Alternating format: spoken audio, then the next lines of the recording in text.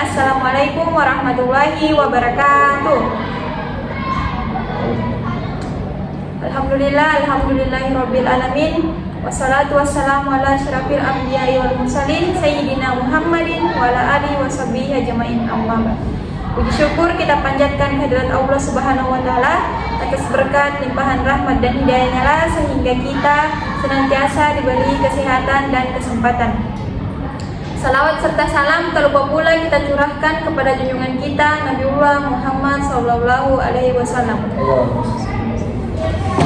Baik, perkenalkan kami dari kelompok 10 akan memaparkan materi kami tentang perubahan kurikulum di Indonesia. Untuk mengefisienkan waktu kepada pemateri pertama, saya persilahkan. Baik, saya akan membacakan perkembangan kurikulum di Indonesia dari masa ke masa. Yang pertama, kurikulum 1947, Rencana Pelajaran 1947. Yang kedua, kurikulum 1952, Rencana Pelajaran Terurai 1952. Yang ketiga, kurikulum 1964, Rencana Pendidikan 1964. Yang keempat, kurikulum 1968. Yang kelima, kurikulum 1975. Yang keenam, kurikulum 1984. Kurikulum 1975 yang disempurnakan. Yang ketujuh, kurikulum 1994 dan suplemen kurikulum 1999. Yang ke-8, kurikulum 2004 KBK atau kurikulum berbasis kompetensi. Yang ke-9, kurikulum 2006 KTSP atau kurikulum tingkat satuan pendidikan. Yang ke-10, kurikulum 2013. Ya, itulah tadi dari saya berikan ke moderator. Baik, itulah tadi pemaparan materi dari pemateri pertama. Langsung saja saya selaku pemateri kedua akan memaparkan materi saya, yaitu karakteristik kurikulum di Indonesia dari masa ke masa. Yang pertama, kurikulum tahun 1947. Yang pertama yaitu pendidikan sebagai diplomen konformis, yaitu lebih menekankan pada pembentukan karakter manusia Indonesia yang merdeka dan berdaulat dan sejajar dengan bangsa lain di muka bumi ini. Kemudian, rencana pelajaran tahun 1947 ini baru dilaksanakan sekolah-sekolah pada tahun 1950. Kemudian ketiga, rencana pelajaran 1947 mengurangi pendidikan pikiran dalam arti kognitif, namun yang diutamakan pendidikan watak atau perilaku. Kemudian fokusnya pada pengembangan daya cipta, rasa, karsa, karya, dan moral atau pancawardhana. Kemudian kurikulum tahun 1952, karakteristiknya yaitu pertama, setiap rencana pelajaran harus memperhatikan isi pelajaran yang dihubungkan dengan kehidupan sehari-hari. Kemudian yang kedua, pada masa itu juga dibentuk kelas masyarakat, yaitu bagi lulusan SD 6 tahun yang tidak melanjutkan ke jenjang SMP, kelas masyarakat mengajarkan keterampilan seperti pertanian, pertukangan, dan perikanan. Tujuannya agar anak yang tidak mampu sekolah ke jenjang SMP bisa langsung bekerja. Kemudian kurikulum yang ketiga yaitu kurikulum tahun 1964. Karakteristiknya yang pertama, pokok-pokok pikiran kurikulum 1964 adalah bahwa pemerintah mempunyai keinginan agar rakyat mendapat pengetahuan akademik untuk pembekalan pada jenjang SD. Kemudian menitikberatkan pada pengembangan daya cipta, rasa, karsa, karya, dan moral yang kemudian dikenal dengan istilah pancawardhana. Kemudian cara belajar dijalankan dengan metode yang disebut dengan gotong royong terpimpin. Kemudian yang keempat, kurikulum tahun 1968. Karakteristiknya diantaranya pertama, perubahan struktur kurikulum pendidikan dari pancawardhana menjadi pembinaan jiwa Pancasila, pengetahuan dasar, dan kecakapan khusus. Kemudian pokok pikiran bahwa pemerintah mempunyai keinginan agar rakyat mendapat pengetahuan akademik untuk pembekalan pada jenjang SD.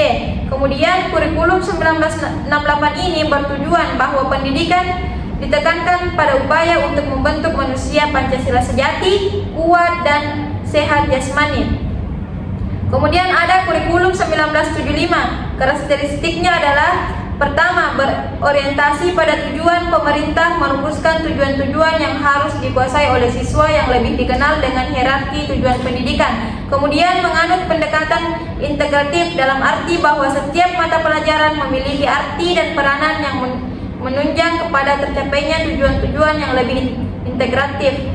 Kemudian menekankan kepada efisiensi dan efektivitas dalam hal daya dan waktu. Kemudian yang keenam ada kurikulum tahun 1984. Karakteristiknya yaitu pertama, berorientasi kepada tujuan instruksional didasari oleh pandangan bahwa pemberian pengalaman belajar kepada siswa dalam waktu belajar yang sangat terbatas di sekolah harus benar-benar fungsional dan efektif. Kemudian pendekatan pengajarannya berpusat pada anak didik melalui cara belajar siswa aktif atau dikenal dengan singkatan CBSA. Kemudian materi pelajaran dikemas dengan menggunakan pendekatan spiral. Spiral di sini adalah pendekatan yang digunakan dalam pengemasan bahan ajar berdasarkan kedalaman dan keluasan materi pelajaran. Kemudian yang ketujuh adalah kurikulum tahun 1994. Karakteristiknya diantaranya A. Pembagian tahapan pelajaran di sekolah dengan sistem catur bulan, yaitu pembelajaran di sekolah lebih menekankan materi pelajaran yang cukup padat atau berorientasi kepada materi pelajaran atau isi. Kemudian kurikulum ini bersifat populis, yaitu yang memberlakukan satu sistem kurikulum untuk semua siswa di seluruh Indonesia. Kemudian dalam pengajaran suatu mata pelajaran hendaknya disesuaikan dengan kekasan konsep atau pokok bahasan dan perkembangan berpikir siswa. Kemudian ada yang kedelapan ada kurikulum tahun 2004 atau KBK. Karakteristiknya diantaranya menekankan pada ketercapaiannya kompetensi siswa baik secara individual maupun klasikal. Kemudian berorientasi pada hasil belajar siswa. Kemudian menyampaikan dalam pembelajaran menggunakan pendekatan dan metode yang bervariasi. Kemudian sumber belajar bukan hanya guru tapi juga sumber belajar lainnya yang memenuhi unsur edukatif. Kemudian yang kesembilan ada kurikulum tahun 2006 atau KTSP. Karakteristiknya adalah yang pertama, guru lebih diberikan kebebasan untuk merencanakan pembelajaran sesuai dengan lingkungan dan kondisi siswa serta kondisi sekolah berada. Kemudian kurikulum ini digunakan pada saat kurikulum yang memberikan otonomi kepada sekolah untuk menyelenggarakan pendidikan yang puncaknya tugas itu akan diemban oleh masing-masing pengampu mata pelajaran, yaitu guru yang bersangkutan. Kemudian yang terakhir ada kurikulum tahun 2013. Karakteristiknya yang pertama itu.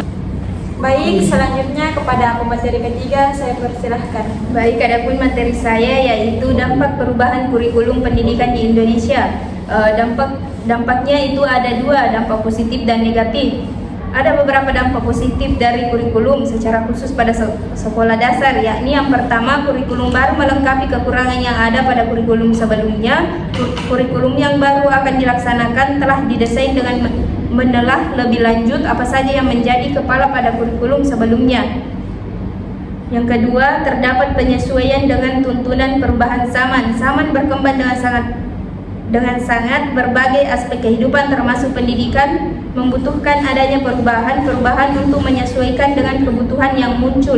Fungsi kurikulum ini yang akan menjawab untuk menghadapi tantangan masa depan akibat tuntunan perubahan zaman tersebut dan tetap mampu merealisasikan tujuan pendidikan. Adapun dampak negatif dari pergantian kurikulum, yang pertama, tidak tercapainya target pendidikan di awal penerapan. Hal ini biasanya disebabkan karena guru sebagai pendidikan belum mampu menerapkan kurikulum baru secara menyeluruh. Guru harus benar-benar memahami kurikulum baru beserta komponen-komponennya jika ingin menerapkan dengan hasil yang diharapkan. Yang kedua, fasilitas yang kurang memadai. Di beberapa daerah, kadang-kadang fasilitas yang dimiliki sekolah menjadi kendala tidak berhasilnya penerapan kurikulum baru. Fasilitas yang dimiliki oleh masing-masing sekolah di Indonesia masih belum merata. Sekolah-sekolah yang ada di kota besar memungkinkan mampu memenuhi tuntunan dari perubahan kurikulum, tetapi tidak dengan sekolah yang di tempat terpencil. Yang ketiga, sosialisasi penerapan kurikulum baru membutuhkan waktu. Sekian dari saya kembalikan ke moderator. Baik, itulah tadi pemaparan dari pemateri ketiga. Selanjutnya kita beralih ke pemateri terakhir. Dengan ini saya persilahkan. Baik, terima kasih atas kesempatan yang telah diberikan. Langsung saja di sini saya akan menjelaskan tentang tantangan dan hambatan yang dihadapi dalam implementasi perubahan kurikulum di Indonesia. Implementasi perubahan kurikulum di Indonesia menghadapi berbagai tantangan dan hambatan yang kompleks. Salah satunya yang pertama, adanya resistensi daripada pendidik dan tenaga kependidikan menjadi salah satu hambatan utama. Yang kedua, infrastruktur pendidikan yang tidak merata di seluruh Indonesia menambah kesulitan dalam implementasi kurikulum baru. Yang ketiga, kekurangan sumber daya manusia yang berkualitas juga menjadi hambatan signifikan. Yang keempat, masalah pembiayaan seringkali menghambat proses implementasi perubahan kurikulum. Terus, yang kelima, sebagai alat motivasi bagi siswa dengan mengetahui hasil evaluasi, siswa dapat melihat sejauh mana usaha mereka telah membuahkan hasil dan termotivasi untuk belajar lebih giat. Selanjutnya, evaluasi membantu guru dalam pengambilan keputusan tentang kurikulum dan metode pengajaran. Kemudian, adanya ketidakselarasan antara kurikulum dengan kebutuhan dunia kerja juga menjadi tantangan. Kemudian, kurangnya partisipasi dan dukungan dari orang tua serta masyarakat juga menghambat implementasi kurikulum baru. Terus, adanya perbedaan interpretasi terhadap kurikulum baru di antara para pendidik juga menjadi masalah. Yang terakhir, evaluasi dan monitoring yang kurang efektif turut menjadi hambatan dalam implementasi perubahan kurikulum. Mungkin itu yang saya sampaikan, saya kembalikan ke moderator. Ya baik, itulah tadi pemaparan dari kelompok kami tentang perubahan kurikulum di Indonesia. Mungkin sekian dari kami, lebih dan kurangnya mohon dimaafkan. Wabillahi taufiq wal hidayah. Wassalamualaikum warahmatullahi wabarakatuh. Dengan perkembangan teknologi informasi berbasis akulturasi Islam dan budaya, mari bergabung dengan program studi pendidikan agama Islam Fakultas Tarbiyah Institut Agama Islam Negeri